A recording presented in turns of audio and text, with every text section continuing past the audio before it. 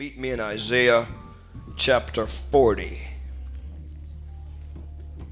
During this Advent season, if you will, Isaiah chapter 40. Very, very familiar passage of scripture I want to read in your hearing. Isaiah chapter 40, I'm beginning at verse 3 and we'll end up at verse 5. If you have the King James Version, you'll find these holy, divine, and inspired words. The voice of him that crieth in the wilderness, prepare ye the way of the Lord. Make straight in the desert a highway for our God. Every valley shall be exalted, and every mountain and hill shall be made low, and the crooked shall be made straight, and the rough places plain, and the glory of the Lord shall be revealed, and all flesh shall see it together. For the mouth of the Lord hath spoken it, the word of God. For just a few minutes on today, my brothers and my sisters, I want to talk, Jamila, from the theme, from the thought, if you will, the place, the preparation, and the promise of the voice. I want to talk about a few things: the place, preparations, and the promise of the voice. Dorothy Gale and her dog Toto, and the Scarecrow and the Cowardly Lion and the Tin Man, they're all getting ready to meet the wonderful Wizard of Oz. They had been following the yellow brick road for some time now in search, Sister Howard, of this great man, the only one, in fact, who could help Dorothy and Toto get back Brenda to Kansas. You remember that part in the movie where Judy Garland looked at the dog and said, "Toto, I don't think we in Kansas anymore." With the prospect of meeting the great Mr. Oz in front of them, this motley crew had to become presentable. And you do know, when you coming before someone that's great and someone that's respected and someone that's honored, you kind of got to make some alterations. You know, when the basketball team and the football team, once they win the championship and they go to the White House to see the president, there's always some player that has to tell the other player, well, you can't do that and come in front of the president of the United States. You may have to pull your pants up. You may have to tie your shoes, because we've got to look presentable. And I'll never forget, during the 96 Olympics, when Michael Jordan and the Dream Team was going, and they was meeting the Prince and going different places, and everywhere they went, they had to get Charles Barkley about 20 minutes before they went in and said, "Now Charles, now this is how you need to act, because we're coming in front of the Prince, Charles, and you can't let that Alabama stuff come out as long as we in front of the Prince." So preparations had to be made in their appearance, Floyd, if they were to stand before this great Wizard of Oz. Dorothy Gale and her buddies had been traveling in search of this powerful presence. But Brian Phillips, in our text today, the roles are reversed.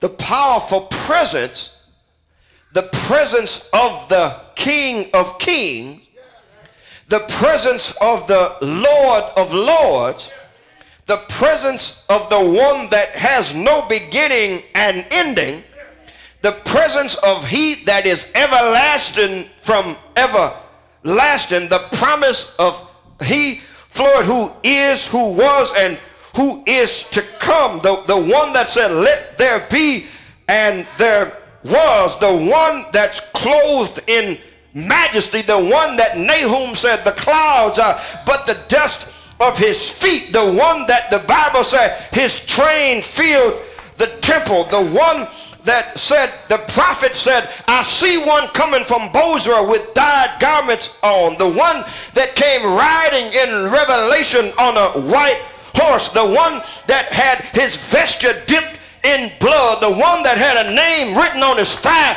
that nobody knew but he himself, the one that had hair like lamb's wool, the one that had eyes like flames of fire, the one had feet like fine brass, the one whose voice sounded as many waters, the one that shut heaven down for 30 minutes. He's on his way to see us.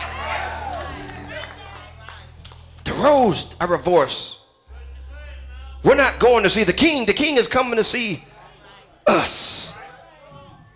As the curtains come down, Brother George, in Isaiah chapter 40, verse 3 tells us that the prophet, he hears, Latrice, a voice. It says right there in verse 3, it said the voice of him that crieth in the wilderness.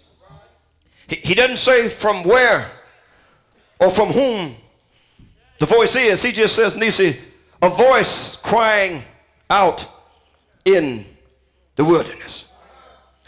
This unnamed messenger is crying out, and Sister Angela Bonner, he's telling us about the coming of the Lord. So as we listen today to this voice, let's examine some basic questions that one may have. And I've got 3 basic questions, Sister Settles, about this voice. I want to answer the questions, number 1, of where, why, and what. That's what I want to look at today. And as we do this, we should be able to better understand its message for us today. So Dominic Patton, let's answer the first question. Where is the voice heard? That's the place, and the place is the desert. It's right there. It's right there, DJ. I'm not making it up. The voice of him that crieth in the wilderness said, prepare ye the way of the Lord, make straight in the desert a highway for our God. So where the verse is heard, Delbert, is the place, which is the desert. Now the Israelites, Lorraine, were very familiar with the desert. Remember now, they spent 40 years wandering and wondering and worrying in the desert. They were familiar with desert. The trip should have taken 11 days. But let me show you what disobedience would do. It held them up for 40 years. And if truth be told, and we would go row by row and take a vote, there's somewhere that God had intended for you to be in 2012, but yet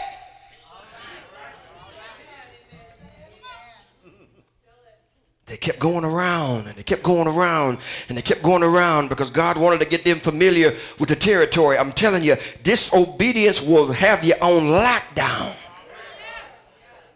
for 40 years. A trip that should have taken 11 days. They wandered in the desert. But even in the desert, God still was compassionate, Sister Great, and he took care of them. The Bible said for 40 years, said their clothes didn't wear out. Which means they didn't have this cheap material. The Bible said, Floyd, the shoes. Darius, God was so gracious for them, their shoes grew with their feet. The shoes didn't wear out in 40 years. You got some of our kids, you give them 40 minutes. He was still good to them, Kevin, even in the desert. They were familiar with the desert. King David, he fled from that old crazy Saul, and he went into a desert. John the Baptist's headquarters was in the desert. The desert, my brothers and my sisters, is a barren and terrifying place where people cannot live easily. Shalu, the desert is a dry place where water is rarely found and where people grow thirsty. The desert, it's also a lonely place characterized by a solitude that can be both threatening and frightening. It is a desolate place often used to symbolize the desolation that has come upon the nation of Israel, once again, because of her sin. So today, Rhonda Henry, today, we may feel like, you may be sitting here today and you may feel like, I am in a desert. I know I occupy a house. I know that my zip code says that I live in the city limit. But regardless of what my zip code says, regardless of what my address is, I am in a desert.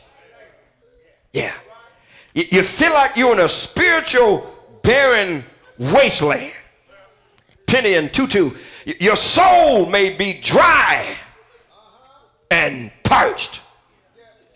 You may be weary and in need of living water. You may feel, Andrew, as if that you are all alone in your desert, wandering around trying to find some tracks that lead to somewhere, John, but you just can't find none. Your desert seems frightening.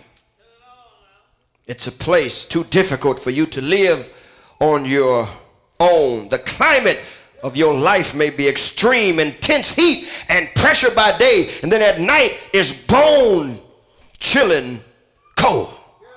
Now watch this, Rocky. Yet, Cal, in this place, here is where the voice cries out to you and to me in the desert. The voice cries in the desert. In the wasteland, the voice cries out. Where it's dry, where there's little signs of life, where you feel you have been abandoned, where we feel distant, where we feel lost, where we feel confused, discouraged, where we've secluded ourselves from others, where we are withering away, the voice cries out and says, hey, you! The voice says, I'm still God. I haven't lost any power due to old age.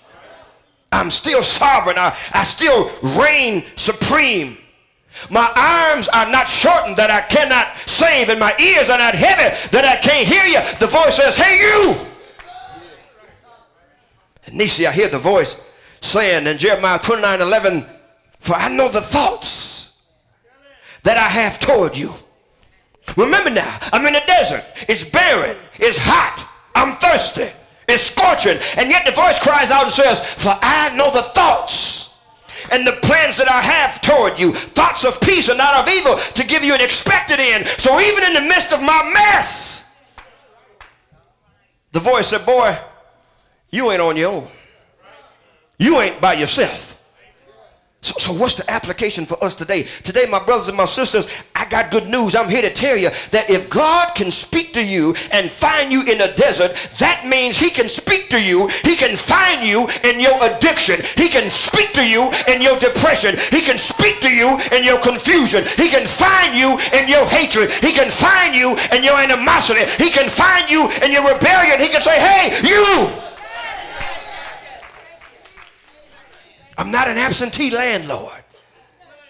He can find you in your unforgiveness. He can find you in your fear. He can find you in your shame. He can find you in your guilt. He can find you in your pride. He can find you in your darkness. He can find you in your depravity. He can find you in your doom. He can find you in your delusion, your dismay, your disappointment. He says, hey!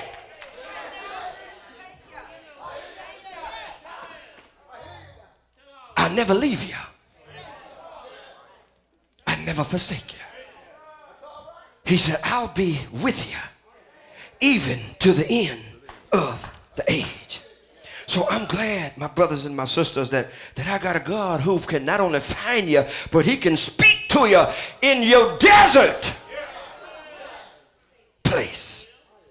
So that's the place. That's the place. I told you, Florida, I was going to tell you three things. I was going to tell you where the voice was heard. The voice was heard, Barbara Campbell, in the desert. Secondly, let's look at why. Why does the voice cry out? According to verses 3 and 4, it cries out